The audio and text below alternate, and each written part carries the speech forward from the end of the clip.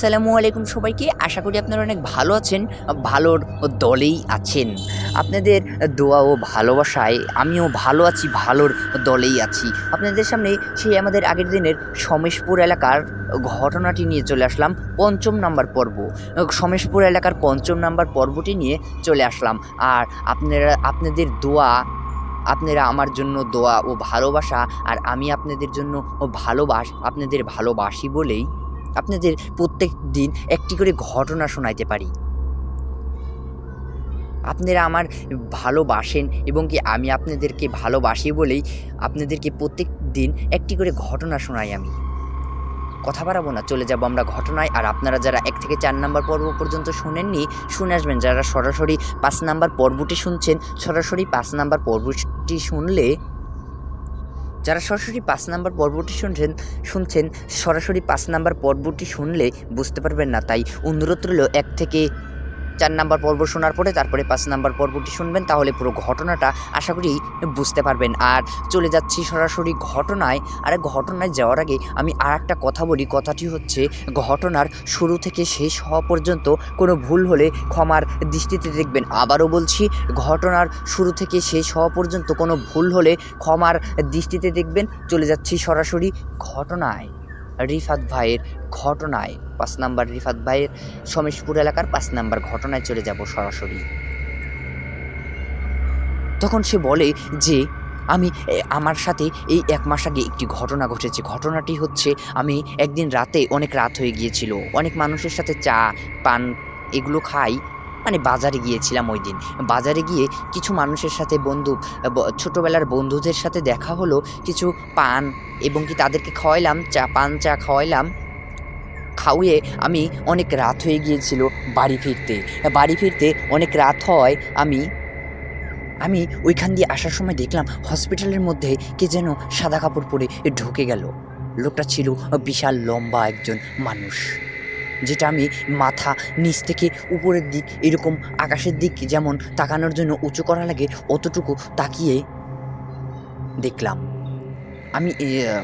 আমি যার কাছে গিয়েছিলাম ওই হসপিটালের ঘটনাটি বুঝতে, সে ছিল একদম একদম ছোট মানের মানুষ,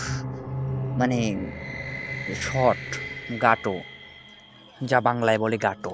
হ্যাঁ, সে বলে যে আমি উপর দিকে তাকিয়ে দেখলাম সে অনেক লম্বা মনের মানুষ, কিন্তু তার মুখটা দেখা যাচ্ছে না। বুঝতে পারছি না যে আবার কেমন মানুষ। তার মুখটা, ফেসটা ভালোভাবে চেনা যাচ্ছে না। হাত পা পুরা একটা আঙ্গুল মনে হচ্ছে অনেক বড় বড় আঙ্গুল। তার হাতটা ছিল অনেক বিশাল লম্বা, তার মতনই, তার দেহের মতনই লম্বা বিশাল। কিন্তু সে আমার দিকে তাকাইলো না। আমি শুধু তাকে দেখলাম যে ভেতরের দিকে ঢুকছে। কিন্তু বললাম যে আচ্ছা, ওইটার গেট তো এখন আটকানো না? বলে গেট আটকানো, কিন্তু পোলাপান ওই যে থাই গ্লাস আছে না, ওগুলো ঢিল মেরে ভেঙে ফেলেছে। বলে যে ওটা তো পোলাপান কত জায়গায় করে।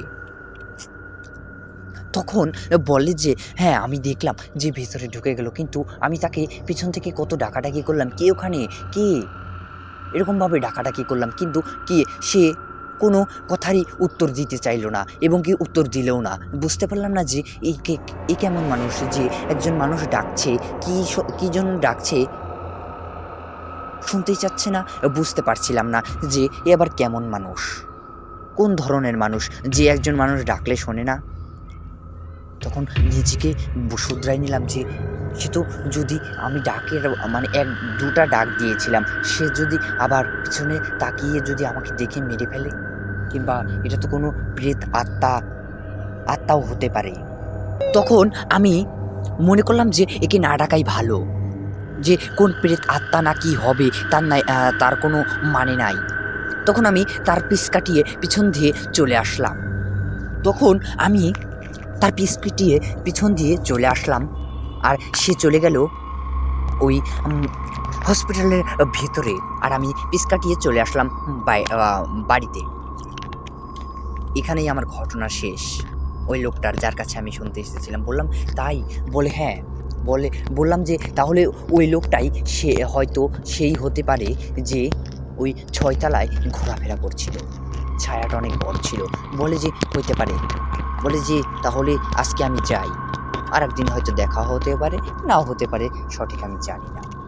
বলে যাওয়ার আগে আর একবার একটু দেখা করে যে আস না, আমাদের তো ভুলেই গেছি। সে আমাকে বলল। বললাম আরে না দাদু, তোমাদের কি ভোলা যায় নাকি। এরপরে আমি তার সামনে থেকে উঠে চলে আসলাম। উঠে চলে এসে ওই দিন রাত্রে আমি ঘুমাইলাম। ঘুমানোর পরে আমি সেই আগের দিনের মতন আমি আবার ইচ্ছাকৃতভাবে জাগনা হয়েছিলাম যে আজকে দেখি কিছু দেখা যায় নাকি। তখন আমি দেখতে পেলাম ওই দিন রাতটা ছিল জ্যোৎস্নাকৃত রাত, যেটা একদম পুরো এলাকাটা একদম আলোকিত ছিল। রাত্রে দেখবেন যে কতক রাত্রে আছে আর চাঁদের আলোতে ভরে থাকে, চাঁদের আলোয় ফকফকে মানে ফকফকে আলো থাকে, আলোকিত থাকে এলাকাটি, কত অনেক জায়গায় থাকে। ওই দিন রাতটা ছিল জ্যোৎস্নাকৃত আলোতে ভরা একটি রাত।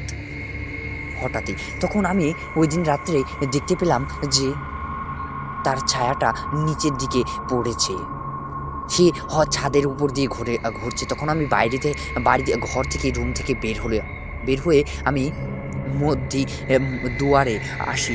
বাড়ির মধ্যিখানে এসে দেখি যে ছাদের উপরে সাদা কাপড় পরে কে যেন গোল পাক করে ঘুরছে, গোল গোল হয়ে ঘুরছে, এক জায়গা দিয়েই ঘোরাফেরা করছে। গোল গোল একটা দাগের মানে গোল করে মনে হচ্ছে সেখানে দাগ দিয়েছে, এইরকমভাবে ঘোরাফেরা ঘুরছে, তার ছায়াটা নিচে পড়ছে। বুঝতে পারছিলাম না যে সে আবার এইরকম রহস্য কেন। তখন আমরা আমি মানে বলতে আমি আমার চাচাতো ভাইকে আমি ডেকে উঠাই। ও আবার ওই দিনই বাসায় এসেছিল, আমাদের বাসায় এসেছিল বলতে ও অন্য জায়গায় থাকে, অন্য একটা স্থানে থাকে, সেও অনেক দূরে থাকে। সে ওই আমার কথা, আমি এসেছি এই কারণে আমাদের দুজনের দেখা হয় না অনেক দিন দেখা হয় না বলে সে আমি আসার কথা শুনে বাড়ি এসেছি এই কথা শুনে সে চলে এসেছে আমার সাথে দেখা করার জন্য। কারণ দুই ভাইয়ের অনেক মিল ছিল, দুই ভাইয়ের অনেক মিল থাকায় আমরা অনেক দিন একে অপরকে দেখি না, এই কারণে সে চলে এসেছে আমার সাথে আমার দেখার জন্য। ওই দিন রাত্রে সে বাসায় এসেছে সন্ধ্যার সময়, আমার সাথে দেখা করে গিয়ে ঘুমিয়েছে। বলে যে ভাইয়া কালকে সকালে নাই ভালোভাবে দুজন এক জায়গায় বসে বসে গল্প করব। বললাম হ্যাঁ তাহলে যা, আজকে ঘুমা, অনেক জার্নি করে ও দূর থেকে এসেছিস, আজকে তাহলে ঘুমা। বলল আচ্ছা ভাইয়া তাহলে আমি ঘুমাইতে গেলাম। বললাম হ্যাঁ যা।